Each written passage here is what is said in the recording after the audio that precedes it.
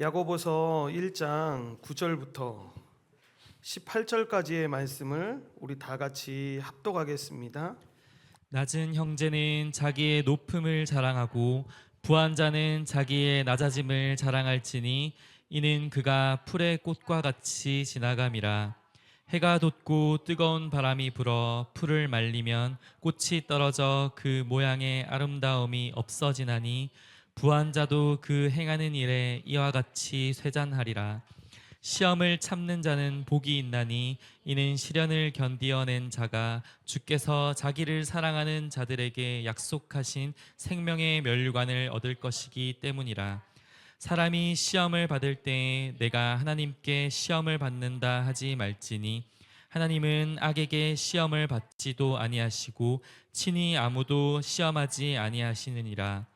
오직 각 사람이 시험을 받는 것은 자기 욕심에 끌려 미혹됨이니 욕심이 잉태한즉 죄를 낳고 죄가 장성한즉 사망을 낳느니라. 내 사랑하는 형제들아, 속지 말라.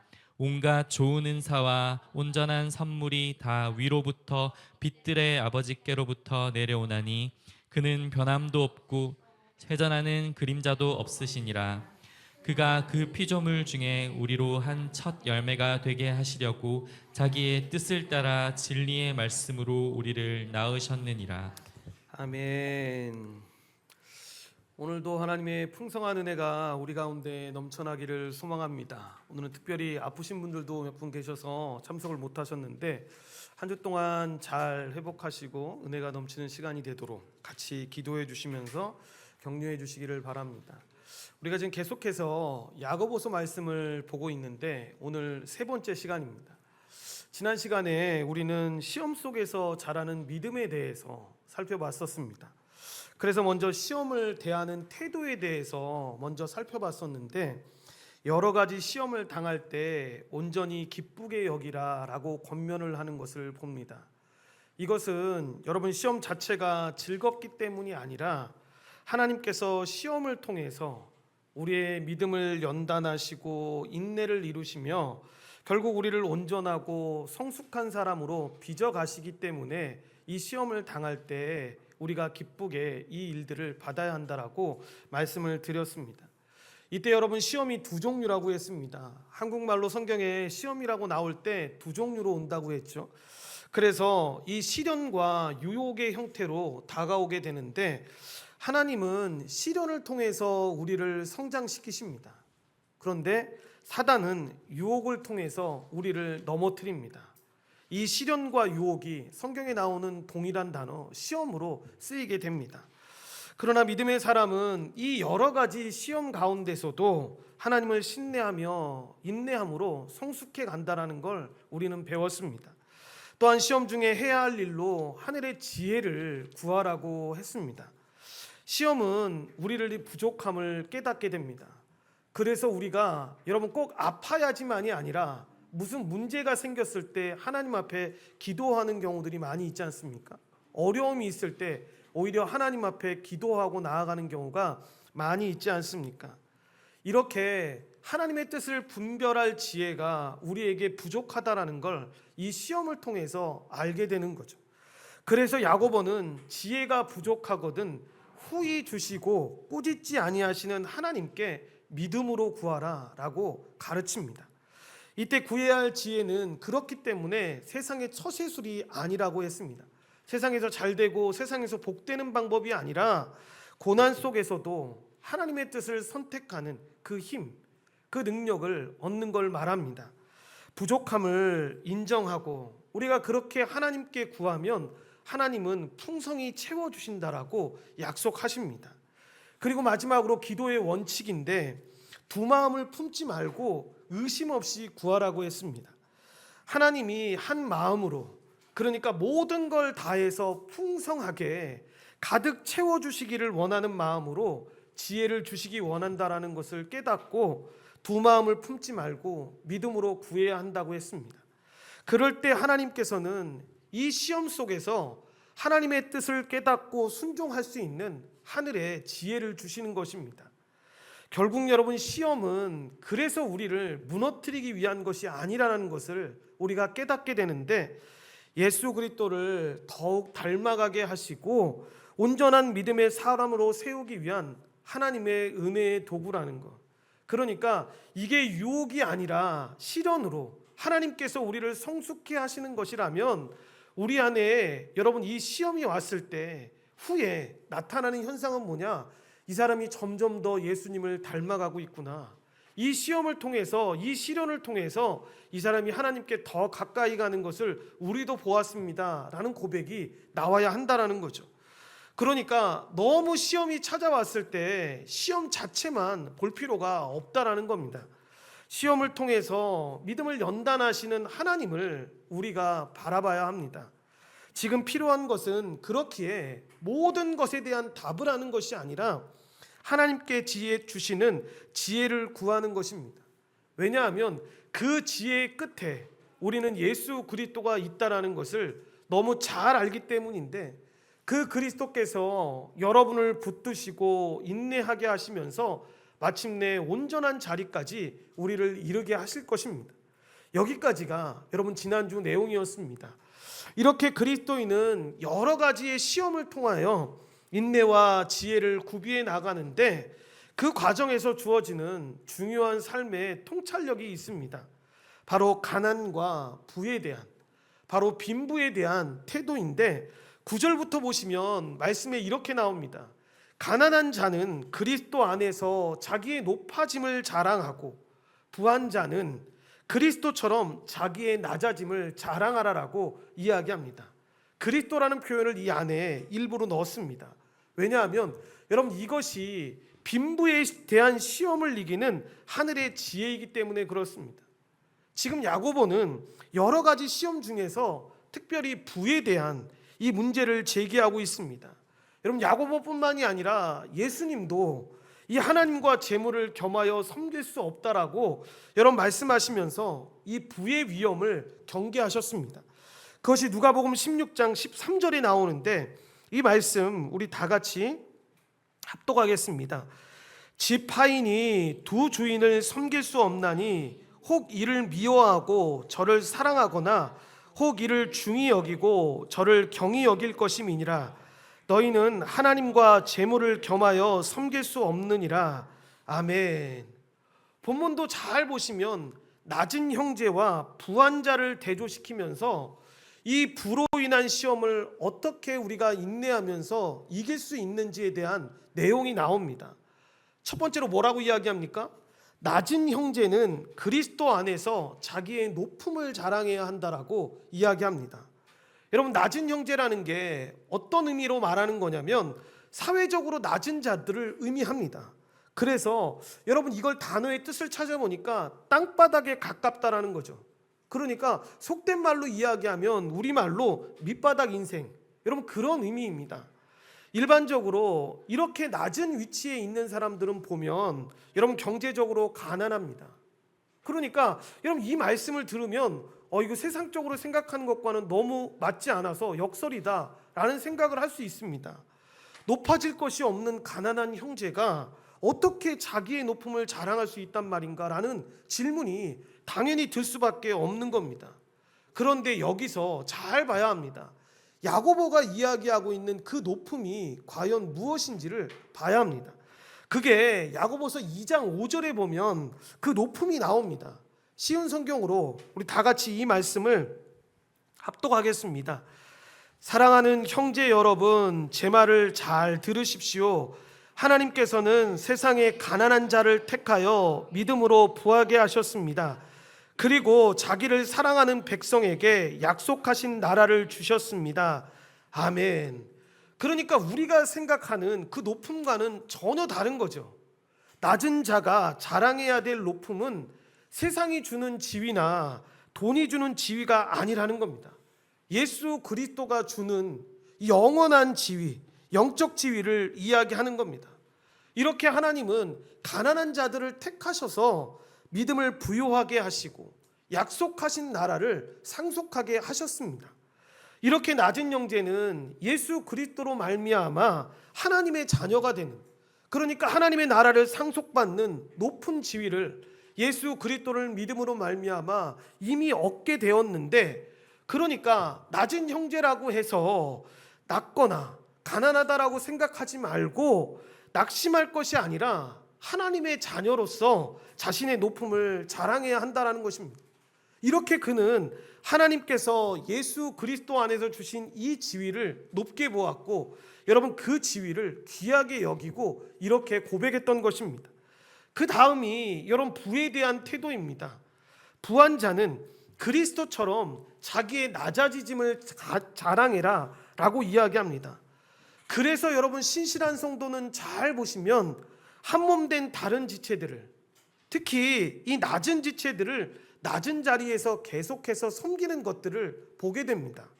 즉 자신이 가진 부로 구제에 힘쓰고 자기 은사와 소유로 주님의 몸된 교회를 섬기는 것을 보는 거죠.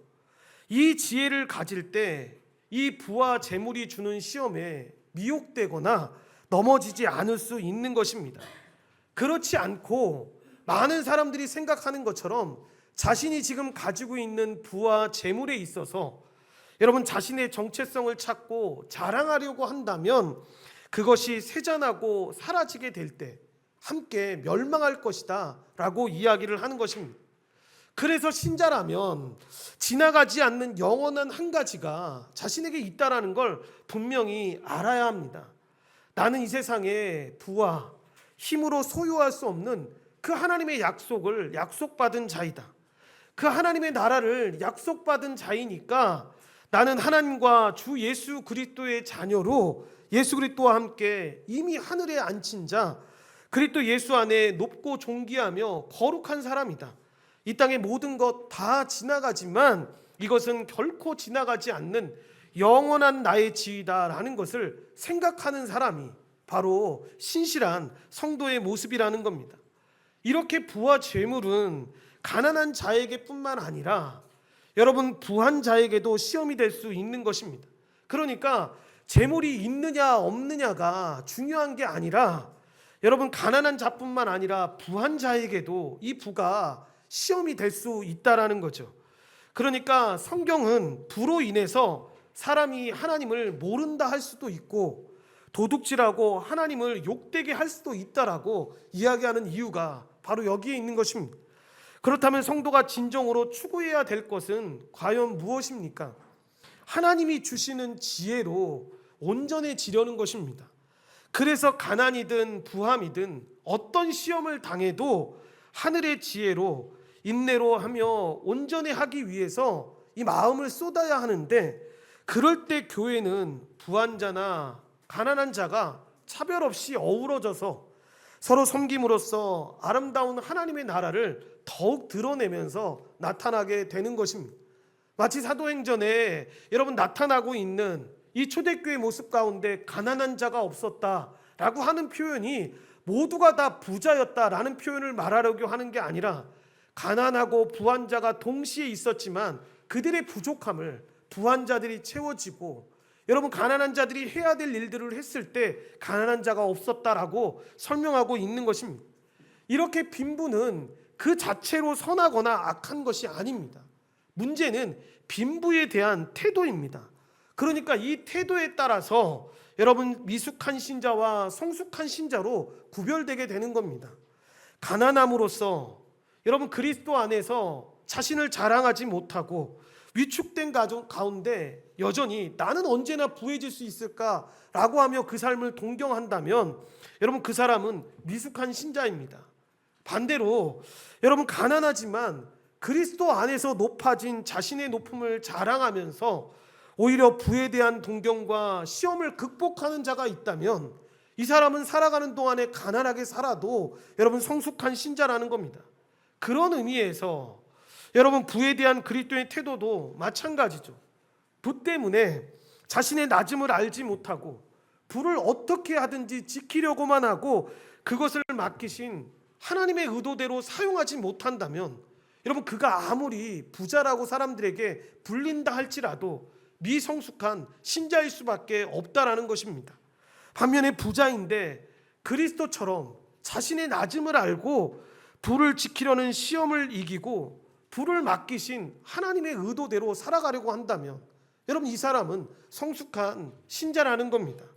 그런 의미에서 많은 사람들이 이 부와 권세의 지위를 복으로만 생각하는 지금의 현상은 여러분 미숙한 생각입니다. 그러니까 그런 분들 있지 않습니까? 하나님이 나에게 복을 주셔서 부자가 됐어.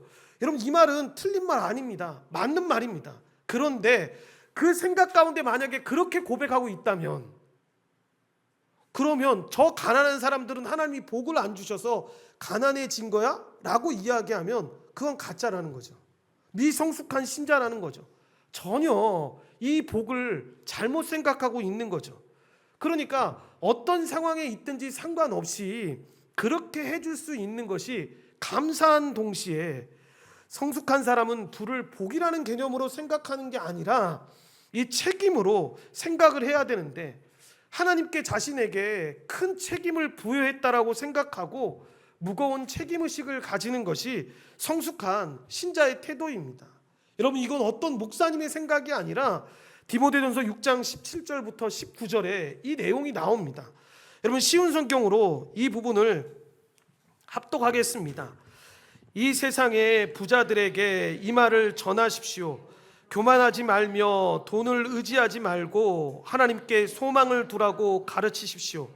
하나님은 우리가 필요로 하는 모든 것을 주시며 또 그것을 누리게 하시는 분이십니다.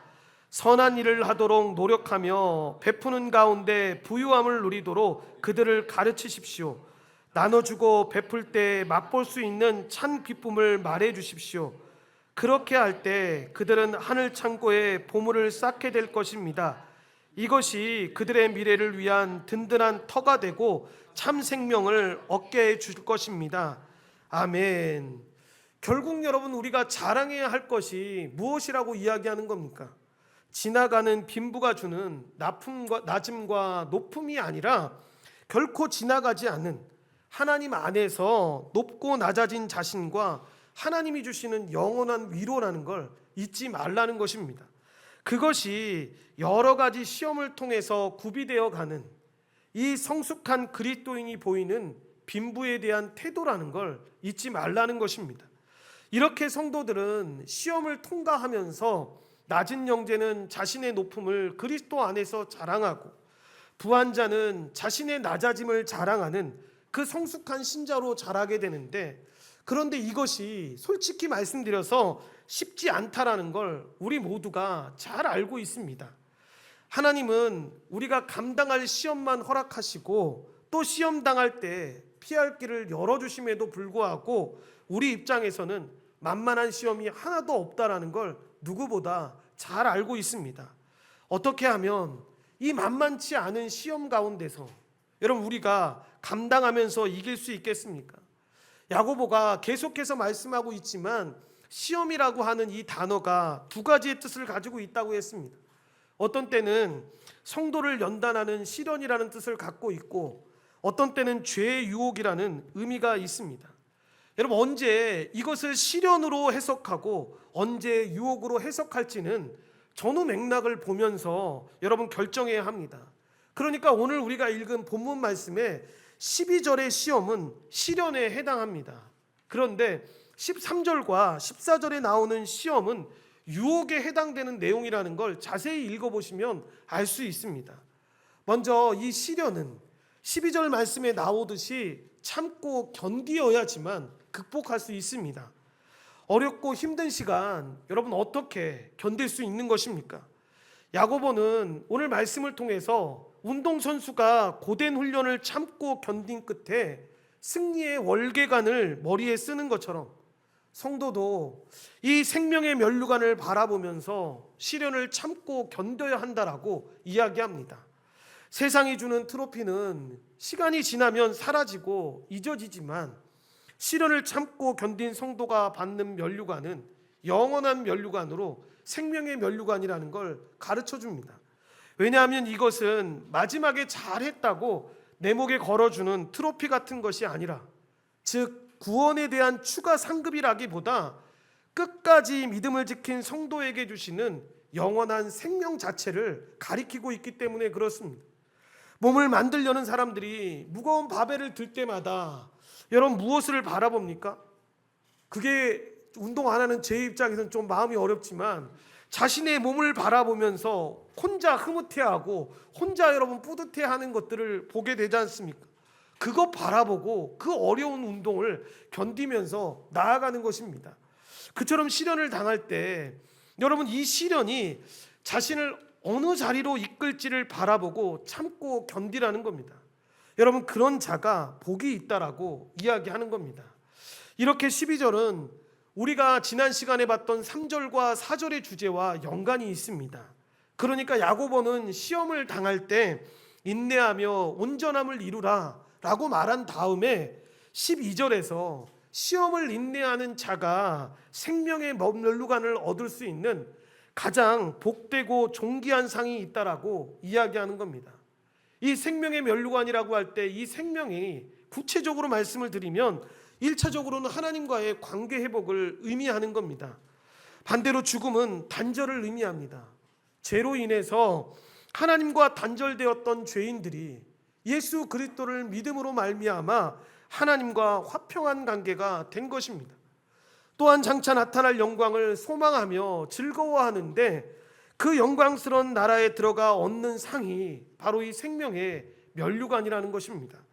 이렇게 완성된 하나님 나라에서 성도는 생명의 면류관을 받아 하나님과 함께 살아가게 되는 것입니다. 그렇게 하나님과 회복된 관계는 이 땅에서 우리가 누릴 수 있는데, 왜냐하면 성도가 이미 은혜의 자리에 다 같이 들어갔기 때문입니다. 이렇게 하나님과 화목한 자에게는 그렇기 때문에 항상 은혜가 항상 넘치는데, 하나님이 고단한 이 인생길에서 시험을 만나고 어려움을 겪고 있을 그때에도 성도와 함께 늘 동행하시고 양육의 필요를 공급해 주신다는 것을 깨달아서 그 거룩함의 길을 따라 나아가게 되는 것입니다. 뿐만 아니라 하나님은 교회를 통해서 성도에게 이 땅에 살아갈 동안 복을 받게 하십니다. 그래서 교회적 존재로서 성도들은 그 그리스도의 사랑으로 각자의 은사를 가지고 서로 섬기게 되는 거죠. 그러니까 교회에 은사가 없는 사람들은 아무도 없습니다. 단지 발견하지 못할 뿐, 아니 단지 자기가 하고 있는 것이 정말 훌륭한 은사임에도 불구하고 은사이지 모르고 그렇게 섬기면서 나아가게 되는 거죠. 그리스도의 생명과 그 사랑을 이 땅에 나누면서 살아가게 되는 겁니다. 이러한 생명의 면류관은 하나님이 사랑하는 자들에게 약속한 것입니다. 야고보 사도는 그래서 시험을 이긴 자들은 하나님을 사랑한 자들이라고 이야기합니다. 그러니까 시험을 견뎌냈다라고 하는 건 뭐냐? 여러분, 그가 하나님을 사랑하는 자임을 나타나는 거죠. 그래서 이런 과정을 통해서 인내하고 그렇게 예수 그리스도 앞에서 여러 가지 시험을 기쁘게 여기면서 나아가게 될 때 그가 비로소 예수 그리스도를 닮아가는 사람이 되게 되는 것입니다. 그리고 이어서 사단이 주는 유혹을 이기는 방법에 대해서 말합니다. 13절부터 16절 말씀인데, 시련은 어떻게 이겨야 한다고 했습니까? 참고 견뎌야 한다고 했습니다. 그런데 여러분, 유혹은 참고 견디는 게 아닙니다. 유혹은 속지 말아야 합니다. 시험은 여러분 시련이 아니라 여기서 말하는 시험은 유혹입니다. 그러니까 어떤 때는 시련이 유혹이 되는 경우가 있는데 이걸 구분하지 못할 때가 있습니다. 그래서 참고 견뎌야 하는데도 불구하고 참지 못하게 하고 견디지 못하게 하는 경우가 있는데, 그게 바로 유혹이 될 수 있다는 거죠. 이건 참 헷갈리는 경우입니다. 분명하게 여러분, 사단이 우리에게 주는 시험이라는 걸 안다면, 유혹이라고 안다면 이 유혹 앞에서 여러분 속지 말아야 된다는 걸 모를 사람이 누가 있겠습니까? 그런데 문제는 이게 헷갈릴 때가 있다라는 거죠. 이런 처음부터 죄를 짓게 하는 유혹이 왔을 때에는 여러분 가슴 아프지만 이것이 사단이 작정하고 유혹한다는 걸 분명하게 깨달아야 합니다. 계속해서 여러분 속지 말아야 하는데, 그리고 유혹에 혹시나 넘어갔다면 변명하지 말아야 합니다. 유혹에 넘어간 거면 여러분 그 안에서 하나님 앞에 어떻게 하고 회개하고 돌이킬지를 생각해야지, 이게 시련이라고 생각하는 분들이 간혹가다 있습니다. 전혀 그렇지 않습니다. 지금 계속해서 우리는 모든 시험이 하나님의 뜻 가운데 허락한 것이라고 배웠지 않습니까? 그런데 이때 조심해야 될 게 있습니다. 간혹 가다가 이게 헷갈리지도 않는 문제임에도 불구하고 여러분 이렇게 말하시는 분들이 있습니다. 자기 욕심에 이끌려서 여러분 죄에 유혹되고 죄를 짓고 있는데도 불구하고 하나님이 주시는 시련이라는 겁니다. 그리고 참고 견디면 언젠가 목사님 제가 이길 겁니다라고 이야기합니다. 여러분 전혀 그렇지 않습니다. 유혹은 참고 견딘다고 해서 이길 수 있는 문제가 아닙니다. 자기 합리화를 한다고 해서 하나님이 주신 것이다라고 생각해서 여러분 넘어갈 수 있는 문제가 아닙니다. 죄의 자리에 계속해서 머물고 있는데 여러분이 부모님이신데 자녀가 만약에 죄에 그렇게 유혹에 계속 머물러 있다면 그냥 참고 견뎌라 그렇게 놔둘 부모가 어디 있겠습니까? 그대로 두지 않습니다. 합리화를 두지 않는다라는 거죠. 그것은 사단에게 스스로가 속고 있는 것이고 스스로를 속이고 있는 겁니다. 그러니까 하나님의 말씀에 나오는 것처럼 하나님은 여러분 아무도 유혹하지 않습니다. 우리를 넘어뜨리기 위해서 우리를 죄에 빠뜨리기 위해서 유혹하지 않는다라는 거죠. 그러니까 각 사람이 유혹을 받는 건 오직 자기 욕심에 끌려서 미혹되었기 때문입니다. 그러니까 미혹이라는 말이 여러분 쉽게 이야기하면 뭐냐면 미끼라는 뜻을 갖고 있습니다. 여러분 사단이 유혹할 때 우리의 유혹의 욕심을 자극해서 죄를 짓게 하는 거죠. 그 과정에 미끼를 던져서 유혹하는 겁니다. 여러분 낚시를 좋아하지 않더라도 낚시를 한 번만 생각해 보면 여러분 알 수 있는 게 달콤한 미끼를 여러분 그 안에 던져 놓는 겁니다. 그 안에 있는 바늘은 여러분 보지 못하는 거죠. 그러다가 계속 망설이는 거죠. 계속 주저하게 되죠. 그런데 한 번 이 욕심으로 미혹되고 나면 어떤 일이 벌어집니까? 여러분 죄의 바늘에 걸려서 넘어질 수밖에 없습니다. 죄는 언제나 그렇게 우리의 욕심을 자극하는 미끼로 시작합니다. 인간이 지었던 첫째 아담이와 하와가 지었던 죄도 마찬가지 아닙니까? 뱀이 하와를 유혹할 때 여러분 욕심을 자극하는 겁니다. 그래서 하와의 생각과 감정 속에 거짓을 여러분 심었던 것을 잊지 말아야 합니다. 그 거짓이 무엇이었습니까? 하나님의 말씀을 어겨도 결코 죽지 않는다라고 여러분 거짓되게 이야기하지 않습니까? 오히려 하나님보다 너희들이 더 큰 자가 될 것이다 라고 여러분 달콤한 속임수에 미끼를 던지게 되는 겁니다. 그때 어떻게 됩니까? 여러분 한 번도 탐스럽게 보이지 않았던 선악과가 인간의 눈에 탐스럽게 보이게 되는 겁니다. 유혹입니다. 미끼입니다. 우리가 미끼를 물 때의 모습도 잘 보시면 평상시엔 여러분 이게 우리를 흔들지 않습니다. 그런데 이게 유혹이 되고 우리가 그걸 덥석 물을 때 나타나는 특징은 뭐냐면 예전에 아무 일도 안 했던 이 일이 꼭 해야 되는 일들처럼 생각해서 그것을 붙잡게 되는 거죠. 여러분 이거 물게 되면 여러분 그때부터 큰일이 벌어지게 되는 겁니다. 여러분 잘 생각해 보십시오. 후에 어떤 일이 일어날지를 우리가 분명히 알면 여러분 그 미끼를 물지 않습니다. 성경에 나오는 일만 봐도 삼손이 여러분 자신의 비밀을 알려달라고 하는 그 디릴라의 미끼 앞에서 후에 자신이 눈알이 뽑히고 그 자리에서 조롱거리가 되는 결말을 알았다면 삼손이 그 디릴라에게 그 사실을 알려줬겠습니까? 절대 알려주지 않죠. 다윗 같은 경우도 마찬가지입니다. 밧세바를 범했을 때 후에 자신의 가문이 그렇게 고통을 당하고 어려움 당했다라는 걸 알았다면 그때 여러분 밧세바를 범할 생각을 했을까요? 절대 그렇지 않다라는 겁니다. 가장 위험한 것이 뭐냐면 욕심을 품고 여러분 죄를 짓는 그 자리에 계속 머물러 있는 겁니다. 왜 여러분 그렇게 머물러 있을 거라고 생각을 하십니까? 지금 당장 사망이 오지 않고 여러분 징계가 오지 않기 때문이죠. 당장에 어떤 일을 했을 때 여러분의 삶 가운데 징계가 오고 고난이 확 왔다고 생각해 보십시오. 그러면 그 일 안 합니다. 그런데 그 일 계속하는 이유가 뭐냐면 지금 드러나지 않는 거죠. 사람들에게도 보이지 않는 거죠. 하나님이 만약에 계신다면 이게 만약에 죄라고 한다면 자기 합리화를 하는 거죠. 괜찮지 않을까? 하나님이 이렇게 내버려 두시는데 나 이렇게 해도 괜찮은 거 아니야? 라고 생각하게 된다는 거죠. 결국에 어떻게 됩니까? 더 담대하게 죄를 즐기기 시작했을 때 그 죄가 장성해서 사망을 불러오는 것을 우리는 보게 되는 것입니다. 여러분 저는 이 예화 보면서 굉장히 죄에 대한 것들을 잘 보게 됐던 것 중에 하나가 뭐냐면 에스키모인들이 잔인한 늑대를 잡을 때 독특한 방법이 있습니다.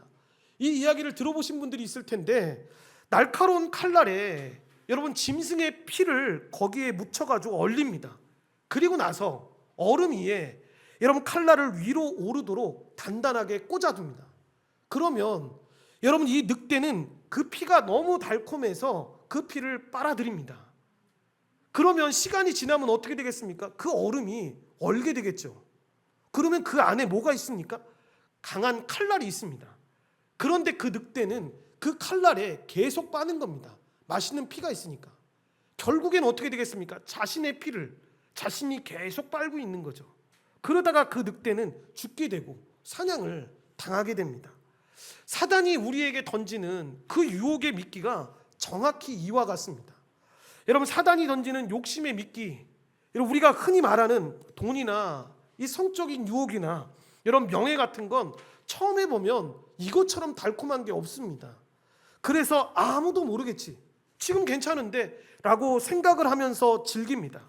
그런데 실상은 어떻게 된 겁니까? 자신도 모르는 사이에 여러분 자신의 영혼과 가정에 그렇게 피가 배어가고 자신이 죽고 있는 것입니다. 결국 남은 건 앙상하게 남은 뼈다귀뿐 뭐가 남겠습니까? 지금 당장은 아무 일이 일어나지 않는 것처럼 보여도 곧 죽게 된다는 걸 우리가 기억해야 합니다. 그래서 관계가 죽고 가정이 죽고 신앙이 죽는 거죠. 욕심이 잉태하면 여러분 죄를 낳는다고 하지 않습니까? 욕심이 무엇입니까? 여러분 하나님이 주신 한계를 모든 것을 뛰어넘어서 다 누리고 싶은 겁니다. 사업하시는 분들이 더 부해지고 싶어서 더 잘 나가고 싶어서 투자하려고 하는 것, 이런 하나님이 허락하신 방법을 넘어서 투자하려고 하는 방법 자체가 여러분 유혹이고 큰 시험이라는 것입니다. 요즘에 여러분 우리나라가 주식 광풍에 휩싸여 있지 않습니까? 그래서 정말로 많은 목사님들이 모일 때에도 성도분들이 그런 질문 굉장히 많이 한다고 합니다. 목사님, 주식하는 게 죄입니까 아닙니까? 라고 물어본다고 합니다. 목사님들 사이에서 토론이 됐습니다. 그 저한테도 질문을 하시길래 저도 얘기했습니다. 주식은 죄가 아닌 것 같다고. 그런데 솔직히 한국에 있는 사람들 가운데 주식을 하는 사람들 가운데 거의 90%가 넘는 사람들은 죄라고 생각한다고 그렇게 이야기를 했습니다. 여러분 그렇게 말하는 이유가 있습니다. 여러분 주식이 왜 죄가 아니라고 이야기한 겁니까? 원래 제도 자체는 잘못된 게 아닙니다. 기업들을 든든하게 붙잡아 줄 수 있는 힘과 같은 거니까. 그런데 이것을 잘못 사용하니까 문제라는 거죠. 탐욕이 들어가니까 문제라는 거죠. 대표적으로 우리나라에 나타난 현상이 무엇입니까? 마이너스 통장이 여러분 극에 달했습니다. 주식이 이렇게 올라갈 때 사람들이 이 기업이 잘 성장했으면 좋겠다, 우리나라의 경제가 잘 섰으면 좋겠다라는 원래 취지는 다 잃어버리고 다 한탕주의로 어떻게 하든지 간에 내가 돈을 벌어서 편하게 살아야겠다, 내가 어떻게 하든지 돈을 벌어서 정말 쉽게 살아야겠다라는 생각에서 이게 하지 않습니까? 그래서 어떤 분들이 그런 얘기 하더라고요. 이걸 어떻게 알 수 있냐 우스갯소리로 얘기하길래 제가 웃으면서 그랬습니다. 저는 주식할 수 없는 사람이라고. 왜 할 수 없냐 그러니까 돈이 없어서 못하는 것도 있는데 저는 돈이 있어도 주식하면 안 된다고. 왜 그렇게 생각하냐고 해서 저는 솔직히 여러분한테 고백하지만 주식을 안 합니다. 돈이 없어서 안 하는 것도 있습니다. 그런데 하면 안 되는 사람입니다. 왜냐하면 만약에 저는 주식 사면 매일 몇십 번에 걸쳐서 그걸 계속 확인할 사람입니다. 그러면 하면 안 됩니다. 왜냐하면 모든 생활이 무너집니다. 그리고 그렇게 해서 돈 벌면 여러분 쉽게 돈 벌었기 때문에 열심히 일하려고 하지 않습니다. 그러니까 어떤 일이 있었을 때 여러분 우리가 성경을 보면서 사람들하고 이야기할 때에도 이거 죄야 아니야 라고 이야기할 때 잘 말씀해 주셔야 합니다. 성경이 나오는 분명하게 이거 죄야 라고 말하는 것들은 생각할 필요 없죠. 죄입니다. 그런데 생각해 봐야 할 것이 있습니다. 이런 주식 같은 경우도 마찬가지입니다. 복권이 그런 개념 아닙니까? 여러분 외국은 복권 사실 때 어떤 분들이 간혹가다 뉴스에 그런 뉴스 보신 적 있습니까? 자기는 어려운 사람들을 도와야 되는데 어떻게 도울지를 몰라서 조금씩 소액으로 돕고 싶어서 복권을 산다고. 여러분 이런 분들은 복권이 당첨되면 어떻게 되는 줄 아십니까? 여러분 미국에 외국에 있는 모든 사람들이 좋은 사람이라는 얘기가 아닙니다. 이 사람은 복권 당첨됐을 때 그 당첨금의 정말 많은 부분을 사회에 기부합니다. 왜냐하면 여러분 그 취지로 복권을 샀지 않습니까? 처음에 취지가 나 그냥 벼락부자 될 거야 이런 의미로 산 게 아니니까요.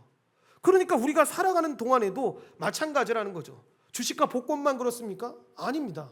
여러분 이 시대는 그 어떤 유혹보다 성적인 유혹이 많은 시대지 않습니까?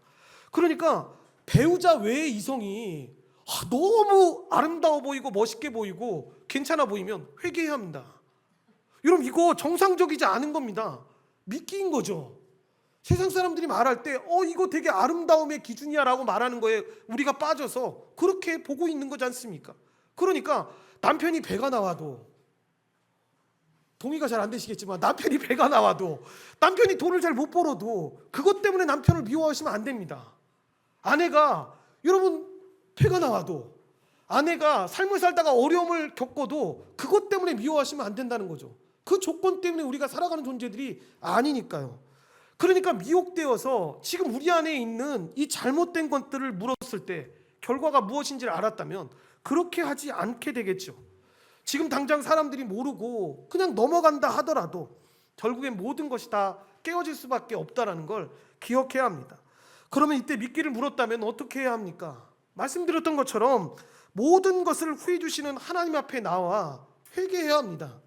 바늘에서 빼내어 줄 수 있는 분이 하나님밖에 없다라는 걸 알아야 합니다. 빛들의 아버지께 나아가서 철저하게 회개하고 돌이켜야 한다라는 거죠. 하나님이 그 낚싯바늘에서 빼어주심을 믿고 회복해 주심을 믿고 나아가야 되는 것입니다. 그러니까 이미 미끼를 물었다 하더라도 절망할 필요가 없다라는 거죠. 우리 주님은 베드로를 회복시키셨고 그렇게 다윗을 회복시키셨고 탕자를 회복시키셨습니다. 그러니까 다시 주님을 보면서 일어나야 하는 겁니다. 예수님은 가장 높으신 분이셨지만 가장 낮아지셨습니다. 또한 광야에서 사탄의 유혹을 이기신 참된 승리자셨습니다.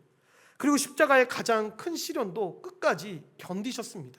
그 안에 우리가 있기에 우리는 이 시험과 유혹 가운데서도 이길 수 있다라고 고백하며 나아가는 것입니다.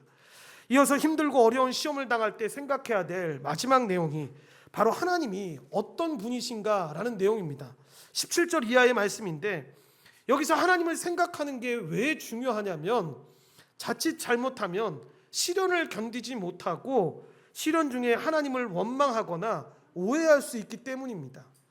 여러분 하나님은 어떤 분이십니까? 시련만 주는 분이 아닙니다.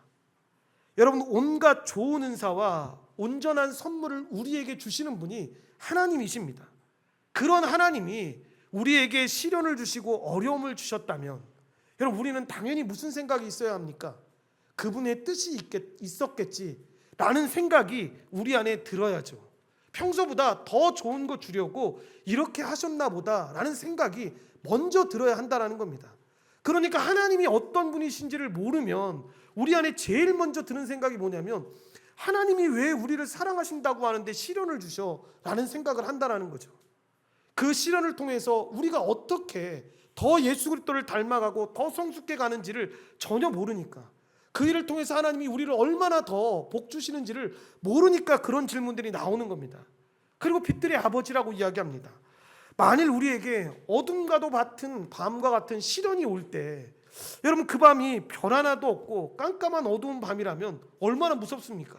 그런데 여러분 그때 시련을 허락하시는 하나님이 온갖 좋은 은사와 온전한 선물을 주시는 뿐만 아니라 빛을 주신다는 겁니다. 빛을 통해서 그 길을 걸어가게 한다는 거죠. 그냥 그 고난에서 내버려 두지 않으신다는 겁니다. 심령 속에서 약속의 말씀이라는 그 푸른 조명을 여러분 우리 안에 켜주신다는 것입니다. 그래서 여러분 오히려 그 어둠 속에서 여러분 두려워하고 떠는 어둠이 아니라 별이 있나는, 예전에 이게 그 별빛이 10시에 그 뭐죠 라디오 방송 그게 갑자기 생각이 나서 이 말씀 보다가 별이 빛나는 밤이었나요? 맞나요? 이게 별이 빛나는 밤에를 이해하시면 저하고 같은 세대인데 별이 빛나는 밤에가 생각이 나더라고요. 이게 뭐냐면 어두울 때 어두운 게 우리 안에 무서움으로 다가오는 게 아니라 별이 빛나는 밤으로 그거 들으면서 항상 저녁에 잠을 잤던 기억이 있습니다. 여러분 그게 우리 안에 주시는 위로 같은 거라는 거죠. 그러니까 빛들의 아버지이신 하나님께서 시련 중에 있는 성도들에게 비추어 주시는 별이 뭔지 베드로후서 1장 17절부터 21절 좀 긴 말씀인데 여러분 이 말씀에 그 비추어 주시는 별이 뭔지를 분명히 이야기합니다. 우리 다 같이 이 말씀을 합독하겠습니다. 장엄한 영광 가운데 하나님의 음성이 들렸습니다. 이는 내 사랑하는 아들이며 내가 그로 인해 무척 기쁘다. 그 순간 예수 그리스도는 영광과 존귀를 받으셨습니다. 우리는 그 음성을 똑똑히 들었습니다. 거룩한 산에서 예수님과 함께 있었을 때 들은 그 음성은 분명히 하늘로부터 울려온 것이었습니다. 이렇게 해서 우리는 예언자들이 전한 말씀을 보다 확실히 믿게 되었습니다. 여러분도 그 말씀을 가까이 하고 따르는 것이 유익할 것입니다. 그들이 전해준 말씀은 어두움을 환히 밝혀주는 빛과도 같은 것입니다. 그 빛은 여러분의 마음 가운데 동이 트고 아침 새별이 환히 떠오를 때까지 여러분의 마음을 밝혀줄 것입니다. 그러므로 분명히 이 사실을 기억하십시오. 어떠한 예언의 말씀도 예언자가 마음대로 해석해서 기록한 것이 아니며 사람의 뜻대로 말하고 싶은 것을 적어놓은 것도 아닙니다. 그들은 성령의 감동을 받아 하나님의 말씀을 적어놓았습니다. 아멘. 여러분, 베드로가 뭐라고 이야기하는 겁니까? 변화산에서 직접 들었던 하나님의 음성보다 더 확실한 예언이 있다라고 이야기하면서 그것이 바로 성경이다 라고 우리에게 이야기하고 있는 것입니다. 그 성경이 바로 우리의 그 어두운 데를 비추는 등불 같은 것이다. 시편 기자가 주의 말씀은 내 발의 등이고 내 길의 빛이라고 한 것과 같은 맥락이라는 것입니다. 그렇게 하나님께서 깜깜한 그 시련의 밤에 걸어가고 있는 신자들에게 허락한 것이 바로 하나님의 말씀이라는 것입니다. 그래서 길이 보이지 않는 그 시력과 같은 어려움 중에도 하나님의 말씀이 여러분 심령에 떠올라 빛을 비추게 되면 이 시련은 하나님과 함께 하시는 어려움이 되는 것이고 머지않아 밤이 끝나고 찬란한 아침이 올 것이라는 그 확신이 생기게 되는 것입니다. 그 순간부터 시련의 밤은 그냥 깜깜한 밤이 아니라 여러분 별이 빛나는 그 아름다운 밤이 되는 것입니다. 우리 중에 혹시나 시련을 당하고 계시고 있다면 여러분 그 시련이 너무 어둡고 깜깜해서 어떻게 가야 될지 알지 못하는 상황 가운데 있다면 그 하나님의 말씀이 우리 안에 있다라는 것, 그리고 그 말씀을 붙잡고 살아가야 한다는 걸 기억해야 합니다. 그러니까 욕심은 죄를 낳고 죄는 사망을 낳지만 하나님은 진리의 말씀으로 우리를 낳으셨다는 것, 이 사실을 꼭 생각해야 하는데 그렇게 하나님은 진리의 말씀을 베푸시고 믿음을 주셔서 우리를 낳으셨는데 새 생명을 가진 하나님의 자녀들은 피조물의 첫 열매가 되는 것입니다. 교회를 첫 열매라고 부르는 이유가 있습니다. 바로 하나님께서 앞으로 완성하실 그 하나님 나라를 교회가 먼저 맛보고 누리는 공동체라는 뜻입니다. 그러니까 쉽게 이야기하면 과수원에서 여러분 가장 먼저 익은 열매 맛보면 여러분 우리는 나머지 열매들도 곧 잘 익을 것이다라는 것을 알지 않습니까? 교회는 그렇게 앞으로 완성될 하나님 나라를 미리 보여주는 공동체인 것입니다. 그래서 교회 안에서 하나님이 주시는 그 사랑과 은혜를, 거룩과 그 기쁨을 먼저 경험할 수 있는 겁니다.